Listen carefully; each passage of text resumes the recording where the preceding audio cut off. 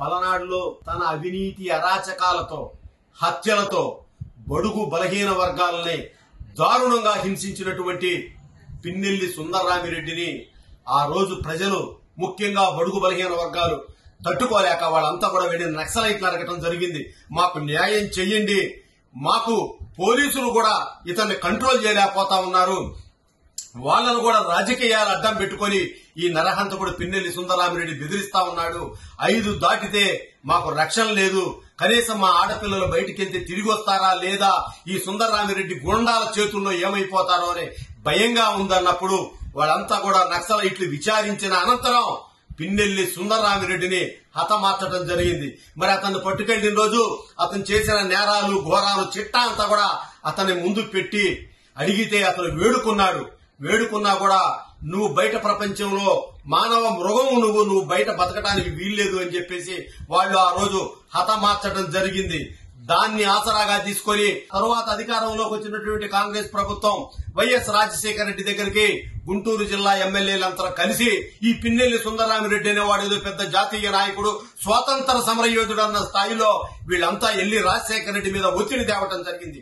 నక్సలైట్లు హతమార్చారు, ఇతని కుమారుడిని ఆదుకోవాలి, ఇతని కుటుంబాన్ని ఆదుకోవాలన్నారు. ప్రజలందరూ వ్యతిరేకించారు.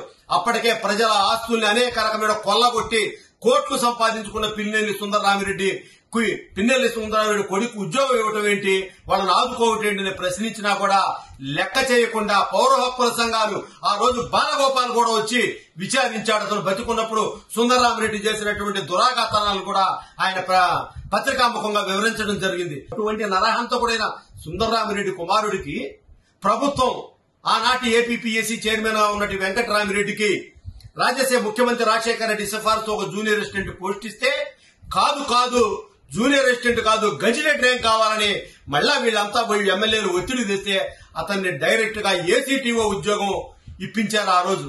మరి వాళ్ళ ప్రశ్నిస్తా ఉన్నా ఇవాళ అదే నరహంతకుడు పిన్నెల్లి సుందరరామిరెడ్డి అన్న కుమారుడు తమ్ముడు కుమారుడు అయినటువంటి పిన్నెల్లి రామకృష్ణారెడ్డి వాళ్ళ గోండాల చేతుల్లో హతమార్చబడినటువంటి బలహీన వర్గాలకు చెందినటువంటి మా తోట చంద్రయ్య ఏం పాపం చేసుకున్నాడని అడుగుతా ఉన్నా.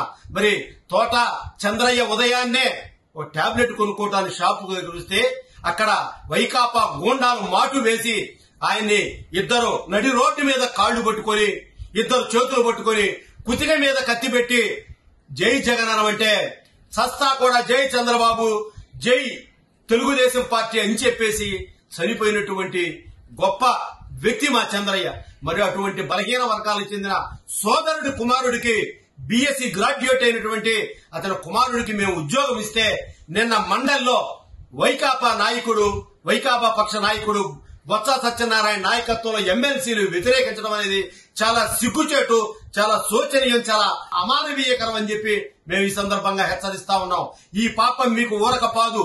ఇటువంటి పాపాలన్నీ తగిలే మీకు మీ పార్టీకి మీ నాయకుడికి కనీసం ప్రతిపక్ష హోదా కూడా రాకుండా పోయింది. ఇకనైనా కూడా వచ్చే మండలి సమావేశాల్లో మీరు మానవీయ కోణంలో గనక సమర్థిస్తే సరే, లేకపోతే ఏ విధంగా చెయ్యాలో, ఏ విధంగా బీసీ వర్గానికి చెందిన చంద్రయ్య కుమారుడికి ఉద్యోగం ఇవ్వాలో మాకు తెలుసు అని చెప్పేసి మేము తెలియజేస్తా ఉన్నాం.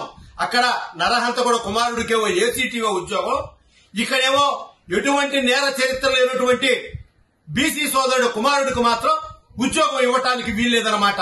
ఇది మీ వైకాపా పాలసీ అని చెప్పేసి తెలియజేస్తా ఉన్న ప్రజలందరూ కూడా దీన్ని అర్థం చేసుకుని ముఖ్యంగా బడుగు బలహీన వర్గాల వాళ్ళు ఇప్పటికైనా వైకాపా దృక్పథాన్ని, వైకాపా గూండాయిజాన్ని గుర్తించాలని చెప్పేసి కోరుతా ఉన్నా. Please subscribe to Leo news for more videos.